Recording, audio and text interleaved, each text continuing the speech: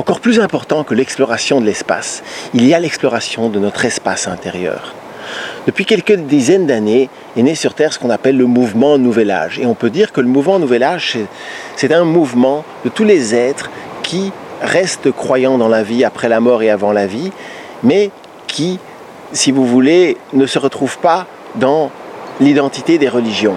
Ce mouvement Nouvel Âge a fait beaucoup progresser les consciences parce qu'ils ont vraiment découvert qu'il existe un réel monde de l'invisible qui est imbriqué dans notre réalité et que pour vraiment arriver tout simplement à être ce qu'on veut vraiment être, eh bien il faut apprendre à devenir son propre chaman entre guillemets pour apprendre comment fonctionnent ces mondes de l'invisible. Depuis quelques années, de nombreuses personnes, dont moi, qui nous passionnons par la découverte des mondes de l'invisible pour essayer vraiment de trouver la clé pour libérer l'être humain, ont réalisé quelque chose de fantastique. La plupart des médiums, des prêtres, des rabbins, se connectent à un faux monde divin. C'est-à-dire qu'ils se connectent à un monde de l'invisible où ils connectent bien des entités, des consciences qui se font passer pour Jésus, pour Bouddha, pour Mohamed, pour l'archange Michael. Cette dimension donc, que beaucoup appellent l'astral nous pousse pour le moment vers une voie d'endormissement, de divertissement et petit à petit nous empêche vraiment de réagir pour, entre guillemets, qu'on sauve cette humanité.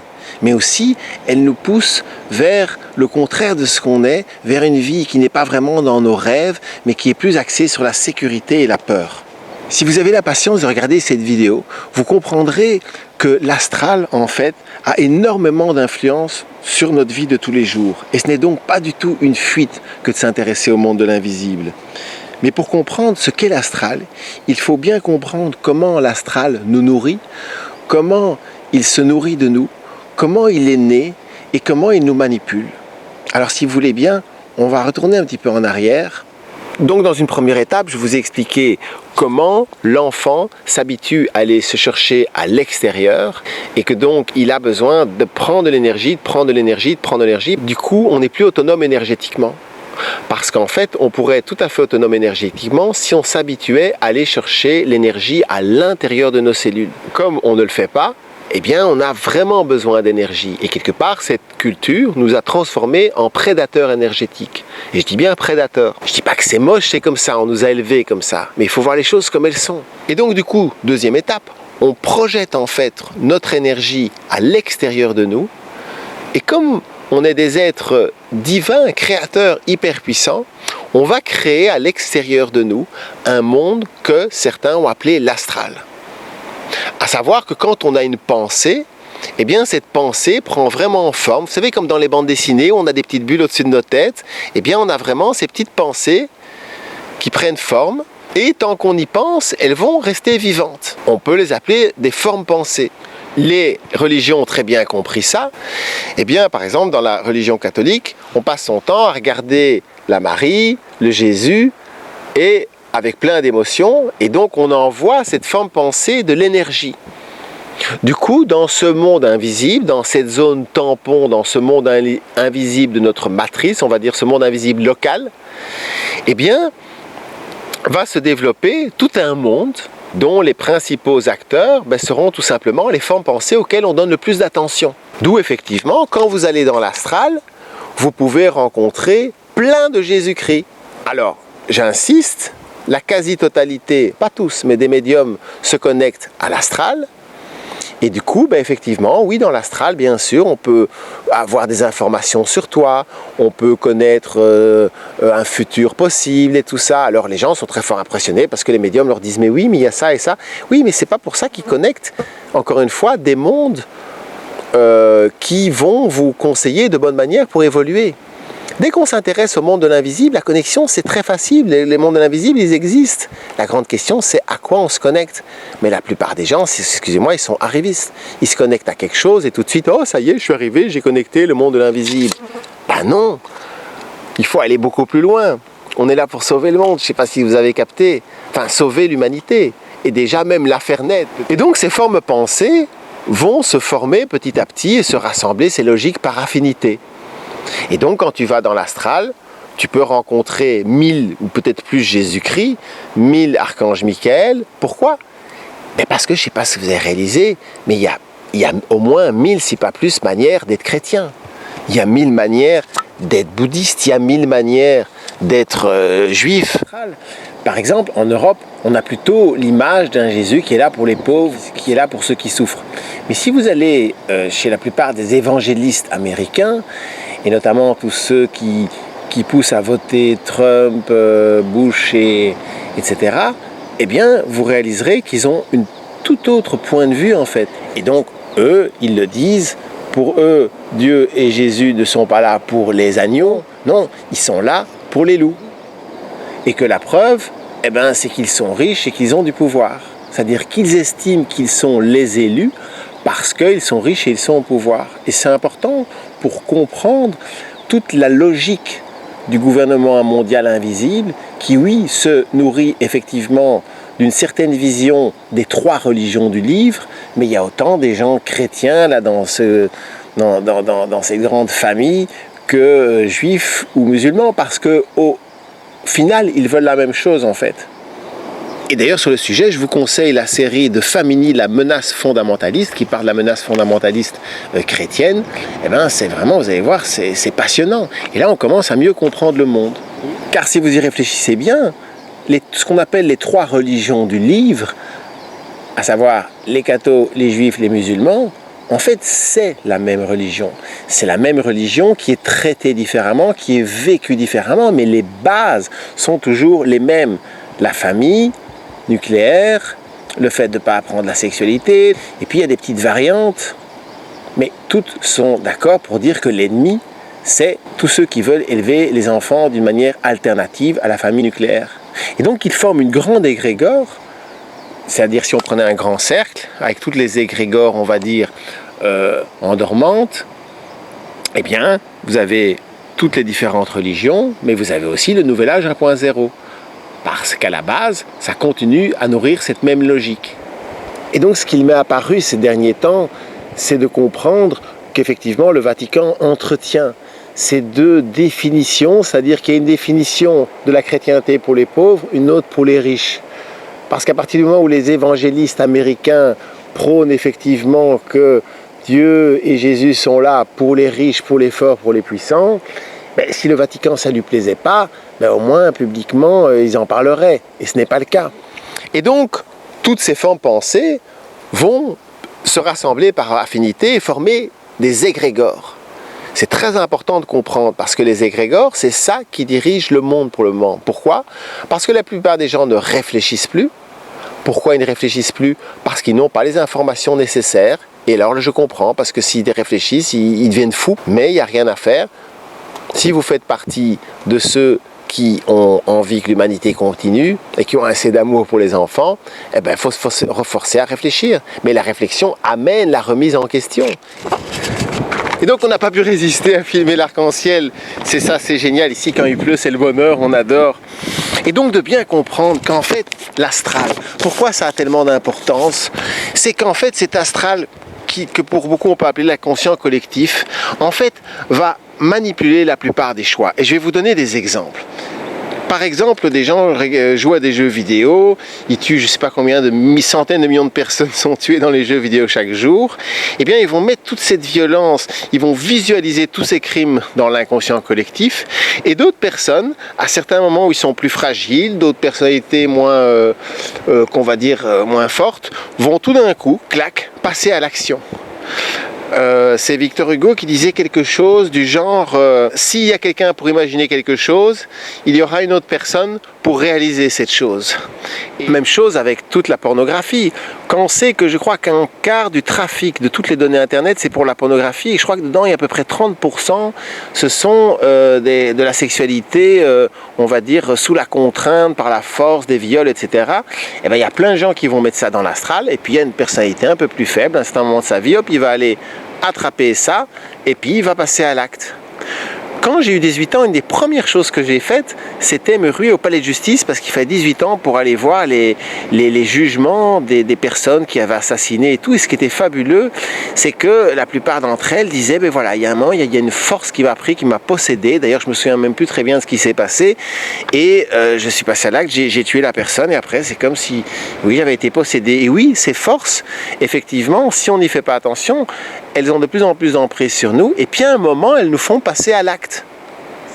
Quand on ne fait pas attention, et le gros drame de la culture, effectivement, occidentale, c'est qu'on a très peu d'hygiène énergétique, et du coup, en fait, petit à petit, on se mélange beaucoup trop, on ne sait plus vraiment qui on est, et la dépersonnalisation amène à beaucoup de colère parce qu'on est très frustré, et toute cette colère elle monte, et l'inconscient collectif est de plus en plus en colère, et il va y avoir de plus en plus de personnes qui prennent leur voiture, qui vont foncer dans la foule et exprimer cette colère d'une manière ou d'une autre. D'où l'importance de recoloniser l'astral. L'astral, qu'on pourrait aussi appeler, même si ce n'est pas vraiment précis, mais l'inconscient collectif. Parce que je dirais que l'inconscient collectif vient de l'astral. La dimension énergétique, c'est le nouveau continent à explorer. Mais jusqu'ici, on n'a pas été très loin. Les personnes ont une aura. Quand vous rentrez dans l'aura d'une personne, vous partagez toute l'intimité de cette personne. C'est pour ça que le message principal de toute la culture asiatique, c'est qu'il faut pas se mélanger et faire fusion avec des énergies avant de les connaître et de le choisir vraiment consciemment. Et donc c'est pour ça qu'il ne faut pas passer son temps à embrasser tout le monde, à faire des bises toute la journée. Et c'est pour ça aussi qu'il faut faire l'amour, apprendre l'amour, en restant concentré sur l'intérieur, parce que sinon on fusionne et on prend beaucoup trop l'énergie de l'autre. Vraiment, quand vous voulez prendre des décisions, la seule manière de le faire, c'est de vous isoler. Et de vous isoler dans la nature. Dans les villes, dans les endroits peuplés, les villes ont des auras, on n'y échappe pas. Et si vous voulez prendre des grandes décisions, le mieux c'est même de sortir de votre pays, de sortir de votre continent, d'aller le plus loin de tout ce qui vous est familier en fait. Pourquoi ? Parce que la plupart de vos pensées, de vos émotions ne sont pas vous. Et c'est là la grande erreur que les gens font. Quand tu vas dans le métro, non, tu peux avoir les pensées ou les émotions de la personne à côté de toi. Quand tu penses à quelqu'un, tu peux avoir les pensées et tout de quelqu'un. Quand tu viens par exemple, tu vas dormir chez un ami dans un lit où il y a plein de gens qui ont fait du sexe hyper hard, un peu trop sauvage et tout, tout d'un coup, tu sais pas pourquoi, tu auras envie de sexe sauvage et tout. Ces choses-là existent. Alors certains me demanderont, oui, mais alors c'est quoi, pour finir, la différence entre la dimension de l'astral et le corps émotionnel ? Eh bien, les émotions, quand ça passe, quand ça coule, quand c'est vécu, eh bien, il n'y a aucun souci, c'est génial, ça fait partie de la vie. Ce qu'on va retrouver dans l'astral, c'est tout ce qui est refoulé, tout ce qu'on pense dans sa petite tête à l'intérieur, tout ce qu'on veut cacher souvent. Il n'y a pas que ça, mais c'est beaucoup de ça. Et l'astral va être nourri fort par rapport à nos frustrations, par rapport à nos colères qu'on ne veut pas exprimer. Et donc tout ça, on met dans l'astral, qui petit à petit est un volcan. Les volcans individuels de chacun vont grossir, comme le volcan d'humanité en entier est en train de grossir. Le bouddhisme, par exemple, comme il est vécu à l'occidental, et aussi le nouvel âge 1.0, fait que beaucoup de gens, en fait, estiment que pour être évolué, être sage, être éveillé, il faut être calme et souriant tout le temps. Et en fait, le problème, c'est que c'est devenu une véritable dictature. Et les gens ne se rendent pas compte que quand on suppresse, par exemple, notre émotionnel, comme avec le bouddhisme ou le nouvel âge, eh bien, en fait, cet émotionnel va transpirer de nous. Prenons un exemple. Vous travaillez en groupe. Il y a quelqu'un qui arrive dans le groupe le matin, il est de mauvaise humeur, mais il ne le dit pas. On lui demande, ça va ? Oui, ça va, oui, ça va. Non, mais t'es sûr, ça va ? Oui, ça va. Petit à petit, il va contaminer tout le monde avec sa mauvaise foi. Il amène vraiment une longueur d'onde de mauvaise foi. Tandis que s'il arrive et qu'il dit « Désolé les gars, j'ai mal dormi, je suis de mauvaise humeur, j'ai passé une sale journée hier », eh bien, voilà, il va exorciser la chose et on peut espérer qu'il ne va pas contaminer. Et donc la plupart des gens qui croient que ce qui compte, c'est être vraiment dans la douceur et qui suppressent, eh bien, ils se trompent complètement. Ils croient créer un monde de paix, mais en fait, ils mettent des graines, justement, de guerre et de colère que d'autres personnes vont ramasser en passant par là, et hop, la colère va se contaminer petit à petit. Et tant que la colère n'est pas vécue, en plus, elle reste. Elle ronge les gens de l'intérieur. Encore un facteur qui fait que la quasi-totalité des gens meurent du cœur ou de cancer. Et donc, pour comprendre comment tout ça commence dès la naissance. Le fait de retirer l'enfant trop tôt du corps de la mère est une catastrophe en soi. Mais une catastrophe au-delà de tout ce qu'on peut imaginer. Car il faut bien comprendre que l'enfant, quand il est dans le ventre de sa maman, il est en fusion totale. Il y a une fusion physique réelle. Et donc, si on l'arrache trop tôt du corps de sa maman, cette fusion, eh bien, elle va disparaître d'un coup et ça va créer un traumatisme et toute sa vie, on va essayer de se rechercher à l'extérieur de soi-même. Ensuite, plus tard, dans la vie de l'enfant, il faut du temps pour qu'il puisse rester un certain temps en fusion avec ses parents et petit à petit, à son rythme, trouver son autonomie. Et si ça ne se fait pas à son rythme, et chaque enfant a des rythmes différents, eh bien c'est tout simple. En fait, on va rechercher cette fusion toute notre vie. Et c'est très important de comprendre, on le détaillera dans une autre vidéo, la recherche de la fusion, ce n'est pas de l'amour. Ou, ok, c'est une sorte d'amour, mais sur l'échelle de 7 ou de 8 niveaux qui existent dans l'amour, c'est la première marche. C'est la recherche de ce qu'on appelle l'amour, si vous voulez, familial, en grec, l'amour storgé, au niveau du premier chakra. Et donc, on va rechercher son papa et sa maman qui nous ont manqué. Dans le même état d'esprit, effectivement, si un enfant grandit dans une famille élargie, ça ne doit pas spécialement être une communauté hippie, mais ça peut être des familles où les grands-parents, ils sont toujours là, il y a des oncles et tout ça. Et l'idéal, c'est que l'enfant ait au moins 2 référents masculins et 2 référents féminins. La différence est énorme, parce que sinon, si on ne fait pas ça, eh bien, et surtout dans la culture moderne, où les gens mettent les enfants dans des crèches et tout, en fait, on est toujours en manque de ses parents. Et quand on les voit, on veut cette fusion. J'espère que vous comprenez ce rapport qu'il y a entre astral, cette recherche de fusion et la puissance qu'a l'astral sur nous. Parce qu'en fait, si vous voulez, dans cette fusion, qu'est-ce qu'on recherche? On recherche de sentir des choses. On veut sentir des choses. On veut sentir parce qu'on est tellement dans un monde où on ne sent plus rien. Les gens, du coup, ils se font une vie où ils sont de plus en plus émotionnels.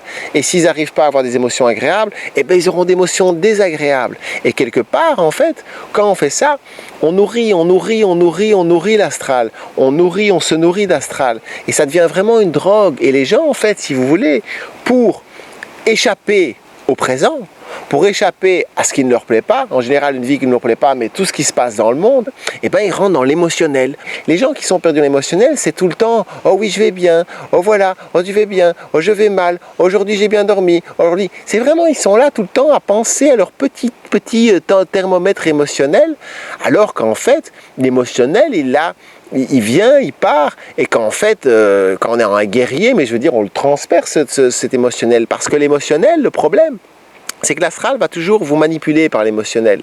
Et en général, il va vous envoyer de la peur chaque fois que vous essayez de vous libérer, et il va vous envoyer des émotions agréables chaque fois que vous vous endormez. S'endormir est agréable. Vous voyez bien quand même quand on s'endort. C'est super agréable. Et se réveiller, surtout même d'un coup, non, c'est rarement agréable. Par contre, se réveiller lentement et tout, c'est très agréable. Dans l'astral, effectivement, nos formes pensées prennent forme. Et la forme pensée la plus importante, c'est l'image qu'on a de nous-mêmes. L'image qu'on a de nous-mêmes est, comme le dit Proust, il est composé souvent de la projection de la pensée des autres. Par exemple, quand on est petit, on nous dit un beau jour « Oh, toi, t'es une comique, oh, toi, t'es méchant » et tout, et puis on le croit. Et on va se construire cette personnalité. Il y a aussi, bien sûr, toute la culture qui façonne notre personnalité. Et donc, tout ça va former un être qu'on va appeler notre être conditionné, d'accord ? Qui est fait de nos croyances, qui est fait de notre culture, qui est influencé par les égrégores et qui a, pour nous, un destin. Vous avez un destin qui est propre à ce que moi j'appelle la matrice qui nous tient, qui tient l'humanité, qui veut l'empêcher d'évoluer parce qu'elle veut détruire notre civilisation et elle a en partie raison, attention, c'est ça qu'il faut comprendre, la logique, ok ? Et donc, cette image de nous-mêmes devient pratiquement, je dirais, notre seul ennemi. Notre seul ennemi parce qu'on s'enferme dans ses personnalités, on finit par croire plein de choses, alors qu'en fait, l'être humain est fait pratiquement pour renaître tous les 7 ans. En fait, l'astral n'a pas de pouvoir sur cette réalité, il n'a pas le pouvoir de bouger cette pile de livres, par exemple. Mais l'astral peut, par contre, vous manipuler pour que vous le fassiez. C'est-à-dire que les êtres astraux ont besoin de nous pour avoir du pouvoir. Et c'est là que tout se joue. Ce ne sont pas des êtres mauvais, ce sont des êtres qui se nourrissent notamment de notre émotionnel, de tout ce qui est intense en nous. Et il est plus facile pour eux de manipuler notre civilisation pour que les gens souffrent, parce que c'est moins de travail que d'essayer de les rendre heureux. Enfin, du moins, c'est ce qu'ils croient. Alors beaucoup de gens sont fascinés par les synchronicités. Et c'est vrai que dans la vie, si on y fait attention, si on est assez conscient, eh ben, on peut vraiment se sentir aidé d'aller dans telle ou telle direction. Mais il faut bien comprendre que si vous voulez, il y a deux grandes forces, et deux grandes forces peuvent nous influencer. Et c'est pas parce qu'il y a synchronicité qu'on est spécialement dans une logique fertile. Par exemple, la plupart des gens, ils voient des signes partout et tout, et bien sûr, oui, toute la vie, tout est signe. Mais la plupart des signes sont envoyés par l'astral, justement. L'astral a un destin pour vous. L'astral utilise la télépathie. L'astral peut faire que vous rencontriez quelqu'un, justement la personne, pour vous diriger dans telle ou telle direction, soi-disant par hasard. L'astral a ce pouvoir. Et les forces de la fertilité ont ce pouvoir aussi. Et donc, c'est pas parce qu'on se sent connecté qu'on est connecté à la bonne chose. L'astral a un destin pour vous, et c'est peut-être de devenir une grande star du cinéma, de la chanson ou de je ne sais quoi. Ce qui compte, c'est qu'est-ce qu'on va vraiment servir. Qu'est-ce qu'on va servir à ce moment crucial de l'humanité. Et le divin, oui, je dirais qu'il a un destin pour vous aussi, mais c'est à nous aussi de le coécrire. Mais la finalité de cet être divin, c'est de s'éveiller et d'essayer d'entraîner notre civilisation ou au moins quelques-uns de ses membres avec lui ou avec elle. Alors une image qui peut aider, ce sont ces deux bouteilles, à savoir une bouteille qui est la bouteille, l'enveloppe, la facette de notre être fertile, et l'autre, notre facette, notre enveloppe, qui est dans cette logique mortifère, endormante, déstructurante. Et vous verrez qu'il y a plein d'actions importantes dans la vie qui va plaire à l'autre, à l'un et pas du tout à l'autre. Par exemple, au niveau de la relation amoureuse, eh bien, notre être fertile, lui, il a besoin de relations qui vont l'aider à se développer, à garder et consolider et renforcer ce lien intérieur, sa créativité, son évolution. Et notre être culturel, qui est emprisonné dans cette culture endormante, lui, va aimer les relations sécurisantes. Enfin, sécurisante, c'est une manière de voir les choses. C'est plutôt, on veut reproduire ce qu'on a connu, revivre des histoires qui, d'une manière ou d'une autre, sont relativement proches de ce qu'on a vécu petit, et quelque part, ça nous sécurise, même si parfois, en fait, on n'y trouve pas notre compte, mais une partie de nous est vraiment sécurisée. Autre exemple, les connaissances et les distractions. Eh bien, l'être fertile, notre enveloppe fertile, adore se nourrir de connaissances, apprendre, évoluer, changer d'avis, vraiment pour grandir. Et notre être qui est dans la logique mortifère, lui au contraire, il se nourrit de distractions. Se distraire, et ça lui fait du bien, il se sent bien, parce qu'au moins sa conscience est élevée, au plus il se sent bien, il a des émotions, des sensations agréables. On retrouve ça aussi dans le sexe, à savoir, de mon point de vue, la différence entre faire l'amour ou baiser, eh bien c'est tout simplement que quand on fait l'amour, en tout cas pour l'homme, on monte en amour, on crée vraiment de l'amour, c'est-à-dire de la conscience, et du coup, eh bien, on est en meilleure santé, et cette poussée d'énergie créatrice va toujours nous pousser à nous améliorer, tandis que l'être conditionné qui est dans la culture endormante, lui, par exemple pour l'homme, il va vouloir éjaculer un maximum parce que comme ça, il expulse cette énergie fertile, cette énergie de remise en question, et il se sentira tout à fait à l'aise, mais pour lui, la sexualité sera plutôt une décharge qui vient suite à des frustrations souvent, ou ça peut être aussi une drogue, pour beaucoup de gens, c'est vraiment une drogue parce qu'il n'y a qu'à ce petit moment qu'ils arrivent vraiment à échapper à toutes ces réalités, cette réalité qu'ils n'aiment pas au plus profond d'eux-mêmes. Pour la nourriture, c'est la même chose. L'être fertile sera très heureux d'avoir une nourriture la plus légère possible, si possible crue, parce que je ne sais pas si vous savez, mais dès qu'on chauffe un aliment à plus de 40-45 degrés, on détruit la plupart des nutriments, des vitamines, etc. Tandis que l'être dans la culture endormante, il va aimer manger gras, manger souvent, manger lourd, et donc effectivement après il aura vraiment un bien-être. Il faut comprendre, nos deux enveloppes vont le ressentir différemment. Dormir dans le même lit, même chose. L'être conditionné va adorer dormir dans l'aura d'une personne. Ça le sécurise, mais ça le sécurise pourquoi? Parce que ça l'empêche d'aller à l'intérieur sentir justement ses ressentis et entendre dans son âme qui a envie d'évoluer. Tandis que l'être fertile, eh bien, il a besoin de dormir seul le plus souvent possible pour pouvoir se recharger. C'est le moment où on se recharge le mieux pendant la nuit pour se recharger d'énergie fertile. Et du coup, le lendemain, il sera plein d'énergie pour aimer. Alors, donc, c'est notre personnalité, notre être astral. C'est lui qu'il faut vraiment remodeler. Et pour ça, il faut en prendre conscience. Et donc, il y a un certain travail à faire. Parlons maintenant de l'importance de comprendre les vagues émotionnelles de l'astral, qu'on pourrait même comparer parfois à des tsunamis émotionnels. Quand il y a eu le 11 septembre 2001, eh bien, on dit que le monde a été changé. Et c'est vrai qu'il y a eu une espèce de grande vague qui a traversé la planète. Et oui, je trouve que l'inconscient collectif en a vraiment été changé. On est rentré dans un monde différent. C'est comme s'il y avait des nouvelles bases. Quand, par exemple, il y a eu les attentats à Paris, eh bien, on peut dire qu'après, la France était changée. Il y avait une autre couleur. Parce qu'en plus, ça a eu une vague émotionnelle dans le monde entier. Et donc, dans ces moments-là, cette vague émotionnelle nous nourrit tellement, on se sent tellement intense, d'un coup, on se sent vivre d'une émotion ou d'une autre. Et du coup, on s'accroche vraiment à cette vague émotionnelle et on a tendance à oublier plus ou moins tout le reste. Et donc, effectivement, se rattacher à cette vague, s'identifier tout d'un coup à ce qui se passe, eh ben, on a l'impression que ça nous fait un bien fou, que ça nous nourrit, parce que ça nous rappelle ce lien, cette intensité qu'on a perdu. Et donc, dans ces moments-là, on se sent fort, on se sent tous ensemble, on se sent unis. Oui, cette vague nous connecte effectivement à plein d'êtres sur Terre. Et c'est tellement ça qui nous manque, mais qu'on tombe, je dirais, dans le panneau, dans le sens où on se nourrit de ça.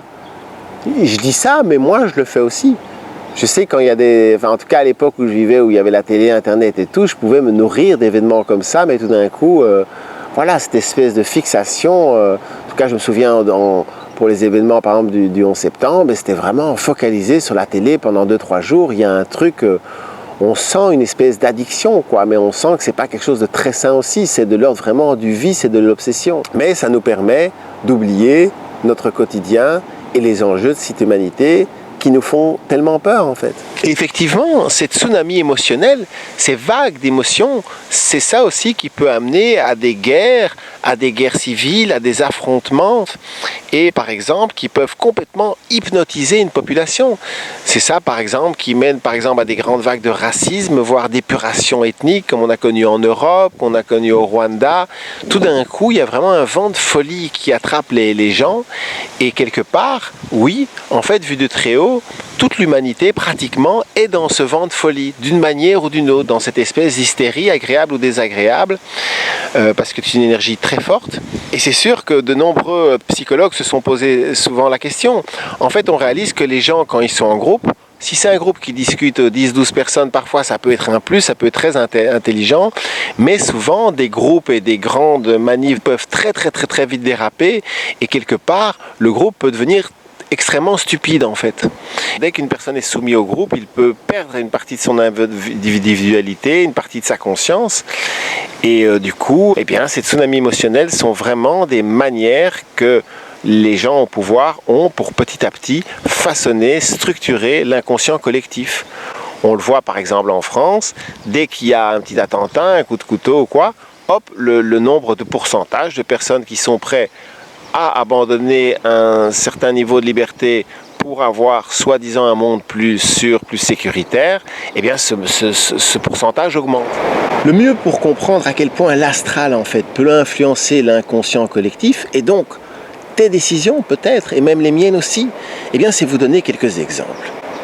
Ce sont des exemples qui, par définition, vont remuer des choses en vous. Donc, s'il vous plaît, respirez et vous allez voir qu'il y a vraiment des sujets sur lesquels on s'énerve facilement. Et c'est comme ça que, pour finir, que l'astral va, si vous voulez, booster des faux combats. Et beaucoup de gens et des mouvements, notamment des grandes manifestations et tout, eh bien, je suis désolé, mais ça manque de messages profonds. Je vous donne des exemples. La chasse aux sectes. En France, je ne sais pas si vous savez qu'il y a vraiment une chasse aux sectes qui, d'après moi, date toujours de l'Inquisition. La chasse aux sectes en France, c'est le prolongement de l'Inquisition qui ne s'est jamais arrêté. Et qui dit qu'en gros, que tout mouvement ou individu qui est croyant hors religion, c'est-à-dire qui n'est pas ou athée ou religion, eh ben c'est un dangereux gourou, il fait partie d'une secte. C'est tout à fait des ridicules et c'est vraiment le point faible de la France. Alors je vous parle de cette chasse aux sectes parce qu'il y a vraiment toujours ce climat en France qui est très très fort. Et par contre, quand on parle du bouddhisme, quand on parle de la manière dont les bouddhistes ou les religieux, les cathos, les juifs, les musulmans endoctrinent les enfants, ah là, plus de problème. Parce que si on y réfléchit profondément, eh ben, vous prenez par exemple le bouddhisme que la plupart des gens justement ne critiquent pas, eh ben, est-ce que vous aimeriez que vos enfants y soient habillés en uniforme, orange, les cheveux rasés, qu'il n'y ait pratiquement pas de contact homme-femme? Eh ben non, je suis désolé, c'est la définition d'une secte, même si moi je ne l'appelle pas secte, parce que secte pour moi c'est pas péjoratif, mais disons que pour moi c'est de l'endoctrinement qui pousse en fait les gens à être le moins libres possible. Excusez-moi, mais les religions, ce sont des sectes dans ce sens-là. Autre exemple, par exemple dans les manifestations, eh ben, il y a beaucoup de gens qui se braquent sur l'ISF, l'impôt de solidarité sur la fortune. Mais c'est un petit détail. Si les gens se focalisaient par exemple sur la dette, parce que j'espère que vous savez que la dette elle est complètement illégitime, elle vient d'une loi incroyable, c'est difficile d'y croire, mais qui a été votée dans la plupart des pays il y a plusieurs décennies. Et en fait, avant ces lois, eh bien, quand un État avait besoin d'argent, ben c'est simple, il imprimait ses billets. Et il battait monnaie, comme on disait. Et donc, ben, comme il y a de plus en plus de richesses, de plus en plus de gens, c'était juste d'imprimer, entre guillemets, le plus d'argent chaque année. Et bon, il y a des petits malins, c'est vraiment ça, qui sont les gens qui ont beaucoup d'argent, qui ont fait élire des gens au pouvoir, qui ont un seul but, je dirais, c'est de ne pas parler de cette dette. Cette dette, c'est le hold-up sur les démocraties, mais aussi sur notre humanité. Parce que, en fait, notre époque n'a jamais été aussi riche. Il y a plein d'argent et on pourrait investir massivement dans le social, dans l'écologie, sans problème. Mais tout ça, c'est ce part du concept de la dette. Et pour ça, il faut réfléchir un petit peu pour comprendre ce que c'est que la dette. Donc si tous les manifestants se braquaient sur la dette, eh bien là, ça libérait 10, 20, 30% du budget annuel de tous les États. Et là, il y aurait de l'argent pour effectivement s'occuper du social et de l'écologie. Mais non, ça ce sont justement des combats qui ne sont pas boostés par l'astral. Et quand on parle de la dette à la plupart des gens, ils vont même avoir de la mauvaise humeur parce que l'astral va pousser sur le bouton, mauvaise humeur, c'est un fou, blablabla. Bla bla bla, et on ne sait pas pourquoi alors, mais la communication s'arrête. Pour moi, ce sont des faux combats. Alors je sais que ça va générer la colère chez pas mal de personnes, mais ce qui compte, c'est d'arriver à changer le monde. Et ces combats, eh bien, ils sont boostés par l'astral parce qu'ils permettent en fait d'endiguer toute la colère et la volonté, la bonne volonté des gens. Et puis alors après, à force de se battre sans vraiment avoir de solution, ça mène à quoi? Ça mène à ce que le mouvement s'essouffle. Après, on peut changer quelques petites choses aussi dans notre économie. Et ce qu'il faut, c'est déjà passer en fait d'un capitalisme sauvage, barbare, en un capitalisme, je dirais, plus humain. Et pour ça, c'est très simple. Il faut voter des lois qui fait qu'une société doit payer un minimum d'impôts, parce que je ne sais pas si vous le savez, mais la base aussi du problème, c'est qu'une société, par exemple comme Coca-Cola, si elle fait 1 milliard de bénéfices sur l'année, et qu'elle décide, avec ce milliard de bénéfices, d'acheter un building qui coûte 1 milliard, du coup, elle n'a pas fait de bénéfice, elle paye 0% d'impôt. Alors, le concept de faire des frais, je comprends, mais voilà, et il y a des petites lois à changer, en fait. Mais pour ça, il faut réfléchir. Et il faut comprendre que rentrer dans le fait de gueuler sur des cibles, ah bah les riches, ah bah ça, ah bah si, ce sont des fausses cibles en fait. Une fois c'est de la faute des Chinois, une fois c'est de la faute des Américains, une fois c'est de la faute des Juifs, une fois c'est de la faute des Arabes. Et pour finir, tout ça, ça ne règle pas le problème, non. Mais c'est vrai que dans l'inconscient collectif, il y a quelque chose de puissant qui est qu'on croit que c'est ou capitalisme, ou la dictature du prolétariat communisme. C'est pas vrai. Il y a plein de petites étapes. Et maintenant, il faut retrouver un capitalisme à visage humain. Et annuler la dette, ça, c'est le premier pas. Voilà. Et le deuxième pas aussi, c'est que, par exemple, il faut que les États se réapproprient leurs matières premières. Et là, petit à petit, on va pacifier le monde. Prenez le Congo, par exemple, actuel. Eh bien, si la Belgique est un pays riche, c'est parce qu'elle continue de pomper le Congo. Alors, il n'y a pas que la Belgique, il y a la France, il y a les États-Unis, il y a plein d'autres pays. Mais à la base, le Congo devrait être un des pays les plus riches du monde, parce que c'est un des pays où il y a le plus de matières premières incroyables. Et contrairement à ça, le pays est à feu à sang. Et donc, en résumé, les gens ne réfléchissent plus et ne font plus que réagir face à des symboles. Les riches, l'ISF, oh, un tel a gagné autant. Mais ça, c'est une goutte d'eau. Il y a des choses très simples à faire. Par exemple, il faudrait assiéger tous les journalistes de la planète et tous les hommes politiques afin que chaque aide se positionne sur la dette, pour ou contre. Et c'est le peuple qui doit faire ça. Parce qu'il faut bien comprendre qu'un politicien maintenant ou quelqu'un dans les médias isolé qui commencerait à s'acharner sur la dette, il se ferait virer très très très rapidement. Le plus important, c'est que vous compreniez ce que c'est l'astral. Pour comprendre ce qui se passe sur Terre, et ça va vous permettre d'augmenter votre niveau de conscience, mais aussi pour l'après-vie. En fait, on pourrait symboliser l'astral comme vous prenez la Terre, ok? Vous imaginez une couche au-dessus de la surface. Quand l'âme meurt, et on va dire, c'est une image, parce que moi je crois qu'elle rentre plutôt à l'intérieur, mais on a cette image qu'elle part au ciel, ok? Elle va devoir traverser cet astral. C'est la même chose quand nous on fait des cérémonies. Vous voulez traverser l'astral, effectivement il faut le traverser le plus vite possible, et du coup oui, vous allez avoir vos images obsessionnelles de votre enfer qui vont vous revenir en plein visage, ou vous allez penser à des gens auxquels vous êtes trop attachés, ou vous allez tout d'un coup tomber dans une grande tristesse ou une grande peur.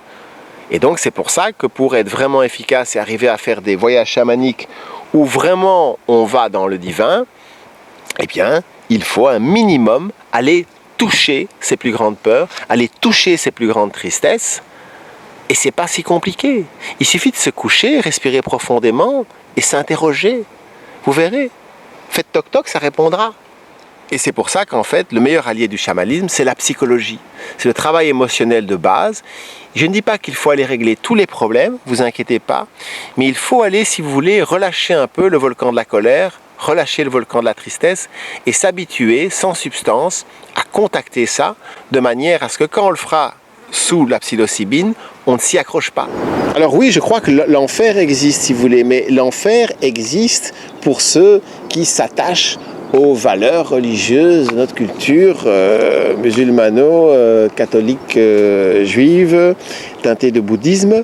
Et en gros, il y a un passage, quand on fait des cérémonies, c'est la même chose.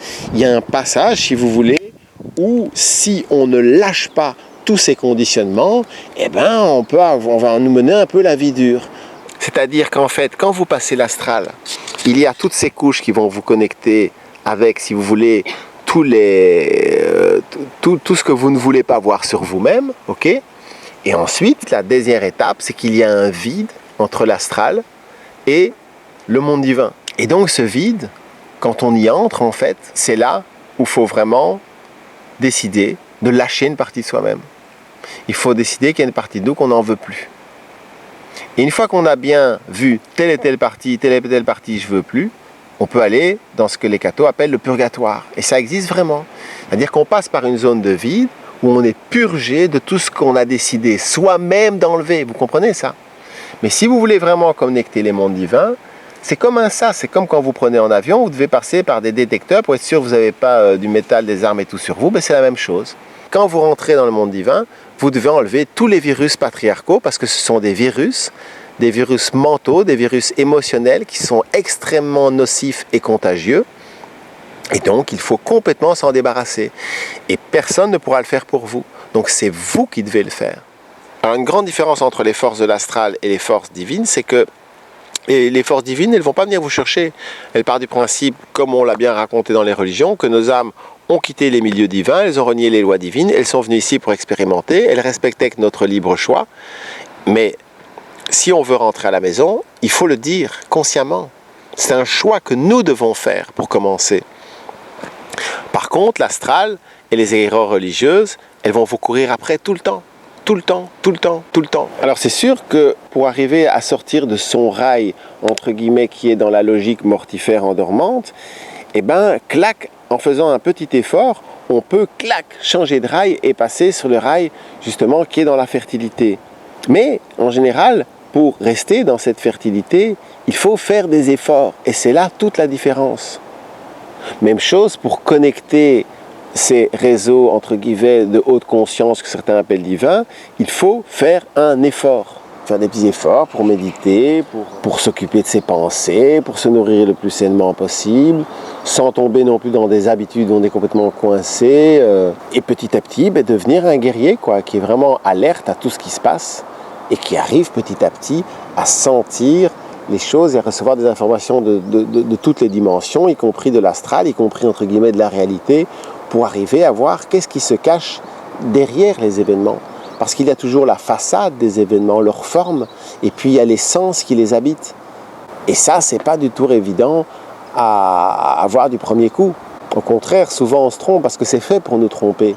Alors c'est sûr que notre monde d'écran fait que l'astral est énormément influencé, par exemple, par toutes les personnes qui jouent à des jeux vidéo de guerre, de destruction. Oui, ça a une influence gigantesque. En plus, je ne sais pas si vous savez, mais depuis déjà très longtemps, on sait que pour le cerveau, quelque chose qu'on imagine ou quelque chose qu'on vit réellement, le cerveau le vit plus ou moins de la même manière. Alors si c'est vrai, eh ben c'est sûr que tous ces jeux de guerre et tout, faut pas rêver. Ça nourrit l'astral de haine, ça nourrit l'astral de division, et petit à petit, ça nous influence les uns les autres. Mais il n'y a pas que ça. Il y a le fait que un des outils les plus puissants de l'existence, c'est l'imagination. Et que cette imagination, on peut vraiment créer et mettre des graines de quelque chose qui deviendra un jour, entre guillemets, réel. Mais cette imagination, dans notre culture actuelle, elle est vraiment limitée à peau de chagrin, comme on dit. Drôle d'expression. Le gros problème de la génération écran, c'est qu'il y a une espèce de passivité. Et en plus, on parlait dans d'autres vidéos beaucoup du continuum, de ce lien, parce que en fait, pour finir, tout tourne autour de ce lien que l'on a, que l'on n'a pas, que l'on n'a plus, que l'on recherche, que l'on voudrait retrouver, ce lien vers l'intérieur de nous. Et le drame des écrans, c'est que pour finir, pour énormément de gens dans leur quotidien, leur lien principal, ça devient leur écran, leur téléphone. Et ça, c'est catastrophique parce que ça les éloigne de ce lien intérieur. Et moins on a ce lien intérieur, plus on est dans la peur. Et plus on se connecte à l'extérieur, plus on est dans la peur. Alors la plupart des gens, ils me diront, moi je ne suis pas dans la peur. Beaucoup de gens, ils suppressent leur peur par des couches et des couches et des couches et des couches et des couches. Et alors ils arrivent, il y a beaucoup de gens, plus ils sont dans la peur, plus ils sont souriants, plus ils sont dans une espèce de logique de hyper-positivisme, comme si tout va bien. Mais ça ressort dès qu'il y a quelqu'un qui vient souligner et ramener les gens à la conscience. Si on prend par exemple le cas de Greta Thunberg pour le moment, c'est fou, toute la haine que les intellectuels français lui rejettent sur la gueule, c'est hallucinant. Attends, on la traite de Staline, de Hitler et tout. Et c'est ça, la plupart des gens, si vous voulez, ils sont dans un personnage complètement fermé, mais si tu grattes un peu, il y a une colère énorme qui vient et qui est véhiculée par cette peur énorme et gigantesque que les gens ont parce qu'ils n'ont plus cette connexion. Ce qui compte, c'est cette connexion intérieure. Donc le point 2, c'est que du coup, de cette génération écran, fait que les gens ils vivent de plus en plus dans leur tête, donc ils vivent de plus en plus dans l'astral, donc ils réfléchissent de moins en moins, donc ils sont de plus en plus influencés par l'inconscient collectif, qui est tous dans une grande vague de « on s'en fout, on va droit dans un mur ». Et on veut rien entendre, on fait la politique de l'autruche. Alors moi je veux bien dédramatiser en disant « vous inquiétez pas, c'est un rêve et tout », mais l'après-vie existe réellement et si vous voulez mon avis, la vie ici c'est une espèce de test et que notre après-vie dépend d'ici. Ça on verra bien, vous allez me dire. Et donc point 3, comprendre que par exemple les youtubeurs et tout ça qui ont des millions et des millions de followers, petit à petit on les retrouve dans l'astral aussi. C'est-à-dire que dès qu'un certain nombre de personnes focalisent leur attention sur quelqu'un ou sur ses idées et tout, ça prend forme dans l'astral. Et petit à petit, on se retrouve en fait avec une génération Internet qui fait à peu près la même chose que leurs aînés religieux, à savoir mettre plein d'attention sur des icônes, comme les statues de Marie, les statues de Jésus. Et on le voit de plus en plus, c'est ça qui prend en importance. On peut dire que les divinités, mais non, c'est les acteurs de cinéma, les stars du rock'n'roll. Pourquoi ? Parce que aussi ils prennent une importance énorme dans l'astral. Et l'astral, quelque part, joue un peu le rôle de faux monde divin, je dirais, pour les gens qui ne s'intéressent pas trop à tout ça, qui ne savent pas trop ce qui se passe. Et même si on est athée, non, l'astral nous influence énormément, de manière gigantesque. Et la plupart des gens, de toute façon, si tu creuses un petit peu et que tu leur demandes pourquoi est-ce que tu continues à avoir une vie qui détruit la planète, ben, ils te répondront que oui, mais tout le monde le fait. Et c'est ça, justement, se justifier par la logique du groupe. Et de mon humble avis, je crois vraiment que la vie sur Terre est un test pour déterminer jusqu'à quel point on est corruptible ou pas. Jusqu'à quel point. Parce que quand tout va bien, quand on est en vacances et que tout est là et que tout est chouette et qu'on a tout ce qu'on veut, ben, on peut dire que la plupart des gens sont très chouettes, très sympathiques.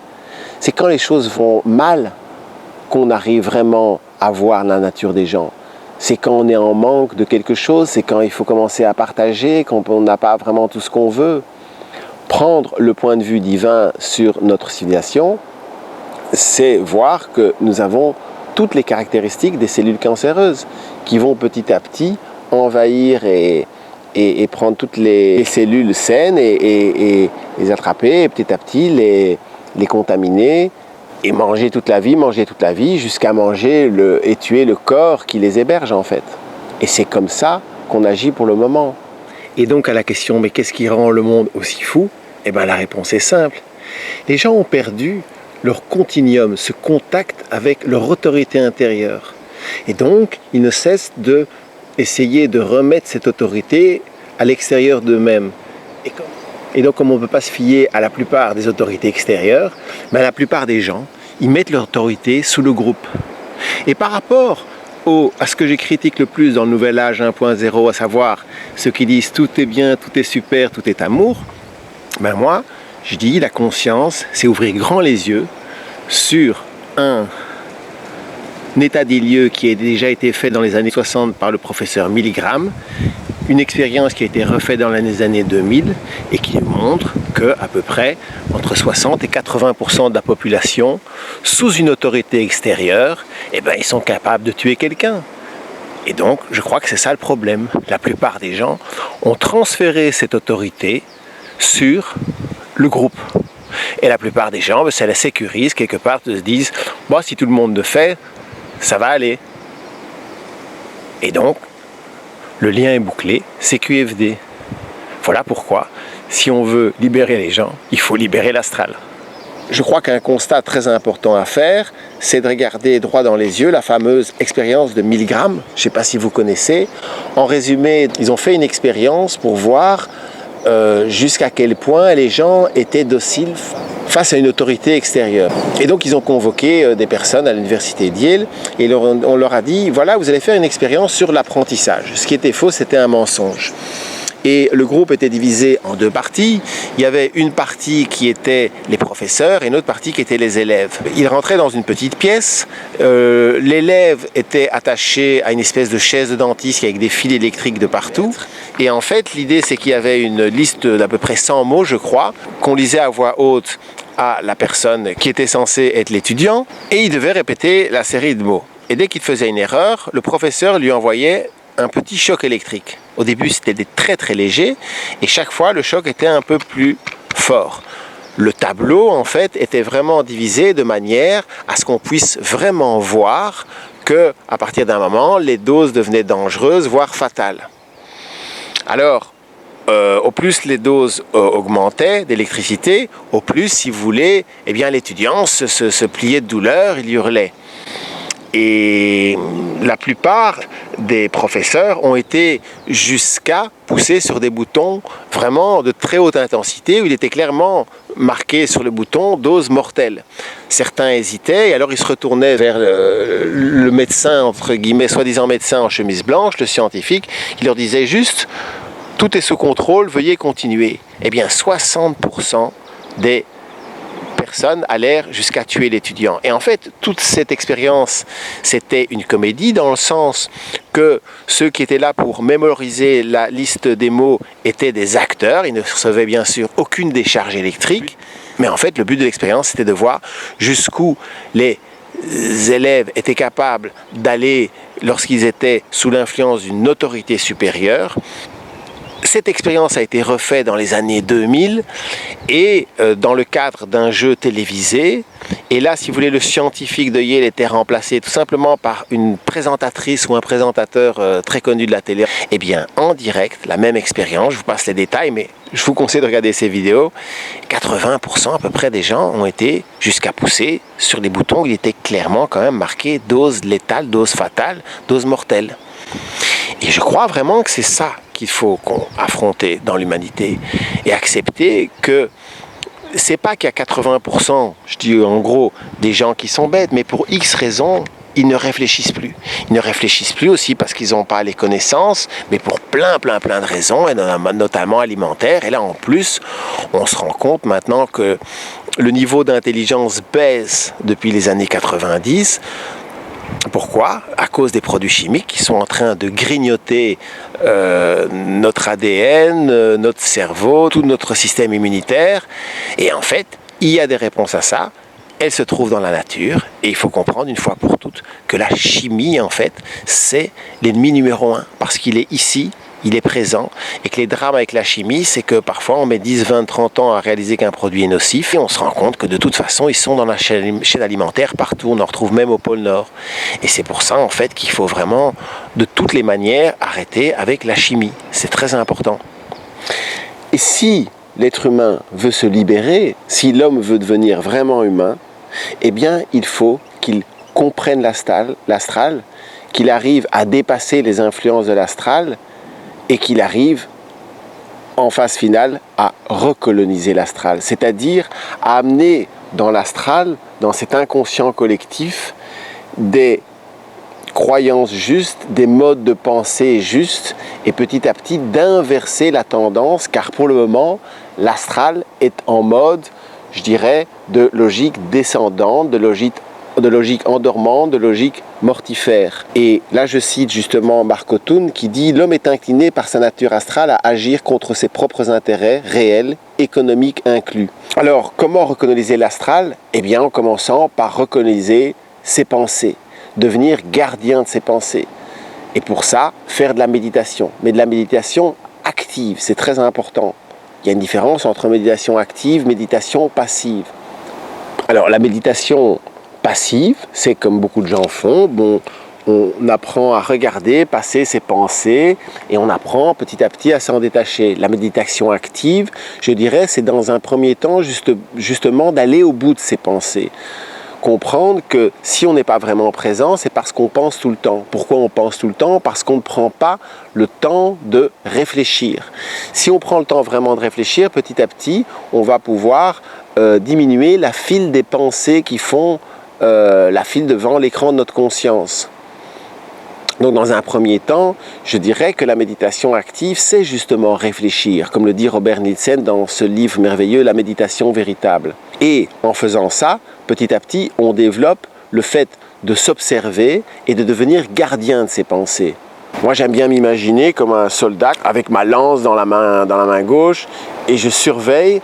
Et vraiment, j'inspecte mes pensées. Si d'un coup, j'ai une pensée qui n'est pas en harmonie avec la logique fertile, hop, je la zappe. Si j'ai une pensée obsédante ou quoi, ben, j'y réfléchis bien pour prendre une décision. Par exemple, qu'est-ce que je vais dire à telle ou telle personne? Et après, hop, je mets ça sur le côté. À la limite, je l'écris sur un petit papier, comme ça, je ne l'oublie pas. La méditation est donc quelque chose d'essentiel. De plus en plus, maintenant, on le reconnaît. Alors, on dit tout souvent à la télé, tout maintenant, c'est reconnu scientifiquement, entre guillemets. La méditation permet de calmer le cerveau parce qu'après, on pense, on réfléchit mieux. Et si les gens n'arrivent plus à réfléchir, c'est parce qu'en permanence, leur machine, elle pense. Pour une bonne hygiène de nos pensées, il est essentiel de mettre des pensées intéressantes dans notre machine à réfléchir. Parce qu'elle, en fait, elle réfléchit tout le temps. Et si on ne lui donne pas de la bonne nourriture, eh ben, elle va sans cesse réfléchir à des petites bêtises, des petits détails de notre vie. Et donc, recoloniser notre cerveau, c'est aussi y amener des graines, y amener de nouvelles logiques de pensée fertiles. Et pour cela, la méditation, eh ben, je dirais que c'est un peu le moment où le jardinier travaille dans son potager. Et on va aller mettre les graines. Et on va surveiller, regarder, quand il y a des mauvaises herbes qui poussent tout de suite, et tout, ben, selon notre jugement de valeur, hop, on les enlève. Et petit à petit, on nettoie son intérieur, et en faisant ça, on nettoie l'astral aussi. Et ça a énormément d'importance, parce que là, on peut utiliser la métaphore de dire qu'une toute petite bougie dans une énorme grotte, ça peut éclairer toute une grotte. Et alors, l'astral pourra redevenir cette espèce de canal bio-Wi-Fi que nous avons tous, où effectivement, quand on se connectera à l'astral, on sera dans une logique fertile, dans une logique créatrice, dans une logique d'évolution et d'éveil. Quand on se reprogramme, c'est très important de se reprogrammer avec des croyances et avec des connaissances. Par exemple, moi, je choisis de croire, j'insiste, quand on dit « je crois », ça veut dire « je ne suis pas sûr », que je crois que la vie est un grand test pour savoir si on peut nous faire confiance dans la vie suivante, si on peut nous confier des enfants en babysitting, si on peut nous confier des animaux et des planètes en babysitting. Je choisis de croire cela. C'est un choix. Mais au moins, c'est un choix conscient. C'est un choix conscient parce que de toute façon, les conséquences de ce choix, eh bien, ne sont que fertiles selon moi. Au pire, je me trompe, c'est pas grave. Après, il y a des connaissances. Eh bien, une de mes connaissances, c'est que je sais que la vie en dehors de la vie existe, je sais qu'il y a de la vie dans le monde de l'invisible parce que j'y ai été des centaines de fois. Ça, je l'ai testé maintes fois. C'est une connaissance. Et donc, l'idéal, ça serait au moins une fois par jour, en tout cas le plus souvent possible, de décider, tiens, j'ai telle pierre de connaissance, telle pierre de croyance, et petit à petit, construire son temple intérieur. Et donc, il n'y aura pas de véritable libération de l'être humain sans cette déconnexion de l'astral et de l'inconscient collectif. Beaucoup de gens, pour minimiser l'impact de l'astral et de l'inconscient collectif sur eux, ils s'isolent. Dans la plupart des religions et des traditions spirituelles, effectivement, on prône le fait de s'isoler, c'est quelque chose de très très très intéressant. Mais ce qu'il faut, c'est aussi se mélanger un minimum avec les gens, sinon on n'arrivera pas à faire avancer les choses. Et donc, avoir des moments où on est en retraite pour se recharger et des moments où on peut amener cette énergie de la fertilité dans le monde et autour de nous. Et puis chaque fois qu'on sent qu'on se fait de nouveau envahir et qu'on est de nouveau dans cette logique endormante, hop, partir en retrait, se recharger. Et donc voilà, j'espère que cette vidéo t'a plu. Et donc, la recolonisation de notre civilisation, l'humanisation de notre civilisation se fait aussi par l'intérieur, dans la tête, en apprenant à se regarder penser, en apprenant à essayer de discerner, est-ce qu'on est dans la logique fertile et créatrice ou est-ce qu'on est dans la logique endormante, divertissante. À toi de voir. L'humanité passera quoi qu'il arrive. Et tu es immortel. Allez, à tout de suite, on compte sur toi.